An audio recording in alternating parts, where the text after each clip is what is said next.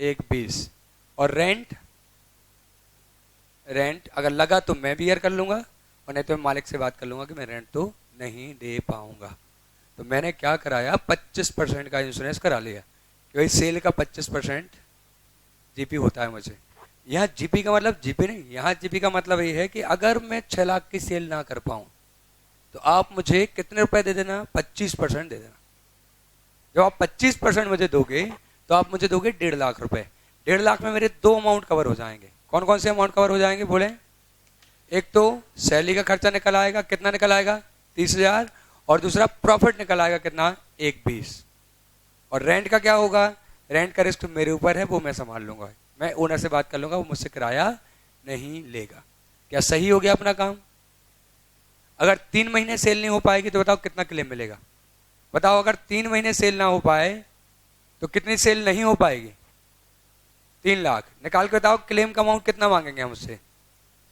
Percentage से मत निकालो, यहां से निकाल के बताओ। 3 महीने सेल ना हो पाए तो हम कितना मांगेंगे? 3 महीने का किराया मांगेंगे कितना, सॉरी 3 महीने की सैलरी मांगेंगे उनसे कितनी, 15,000। और 3 महीने का प्रॉफिट कितना होगा, 60,000। तो हम उनसे कितना पैसा मांगना चाहेंगे, 75,000। सही है ना? फिर से, अगर 3 महीने इफेक्टेड रहते हैं, 3 महीने काम नहीं होता, तो हम बोलेंगे देखो 3 महीने काम नहीं हुआ तो 3 महीने की तनख्वाह देनी पड़ गई, कितना, 15,000, वो दे दो। और 3 महीने में हम जितना कमाते हैं, हम 12 महीने में 2,40,000 कमाते हैं, हम 3 महीने में कितना कमाएंगे, 60,000 कमाएंगे। तो 60,000 का तो 3 महीने का प्रॉफिट नहीं हो पाया, वो दे दो, और 15,000 की तनख्वाह दे दो। तो हम उनसे कितना रुपए मांगेंगे, 75। इतना ही चाहिए अपन को।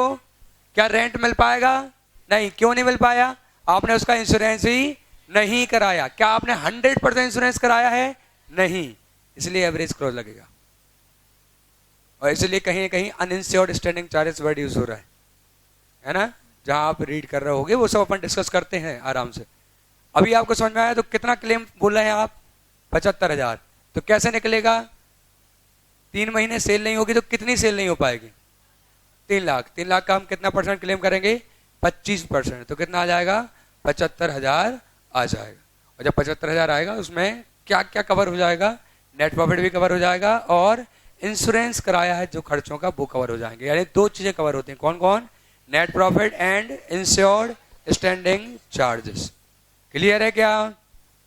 तो जो आपका लॉस ऑफ प्रॉफिट देखना, तीसरा स्टेप, दूसरा स्टेप देखना पहले, देखें एक बार। दूसरा स्टेप स्टेप क्या है, जीपी रेट निकालने का, net profit plus insured standing charges divide by sale. तो कितना परसेंट आया, 25। ये बहुत इंपॉर्टेंट बात बोल रहा हूं इस पर, कि जो आप 25% मांगते हैं ना उस व्यक्ति से, इंश्योरेंस कंपनी से, तो आप उनसे दो चीजें मांग लेते हैं। एक तो आप मांग लेते हैं नेट प्रॉफिट, और दूसरा आप मांग लेते हैं वो खर्चे जिनका आपने इंश्योरेंस करवाया था। ठीक है? इसलिए जो क्लेम का अमाउंट निकलता है वो निकलता है short cell into GP rate. इसमें दो चीजें आ जाती हैं, नेट प्रॉफिट और वो खर्चे जिनका हमने इंश्योरेंस करवाया था। क्या कोई डाउट? पक्का? तो तुम्हें जो जैसा नोट करना हो कर लो।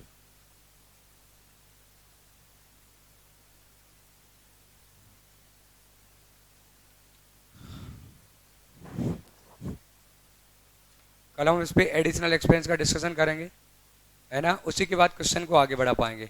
अभी तो बनाए तो बहुत छोटे छोटे क्वेश्चन बनेंगे, तो अपन बस एक दिन का वेट करके और उसको कर लेंगे। नोट तो कर लो, तुम्हें जो भी करना हो काम। देखो इतना तो तुम नोट कर ही लेना, क्योंकि यही एग्जाम्पल है जो मैं हर बार रेफर करूंगा, ताकि डाटा चेंज ना हो, है ना?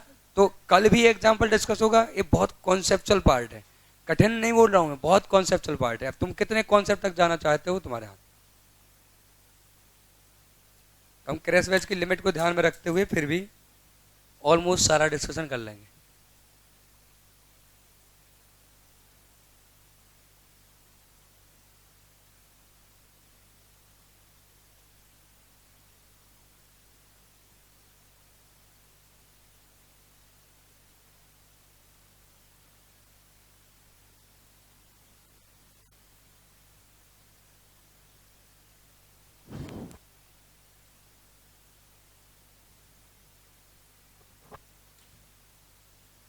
और किसी को डाउट थी? हाँ हाँ, अच्छा बता दो।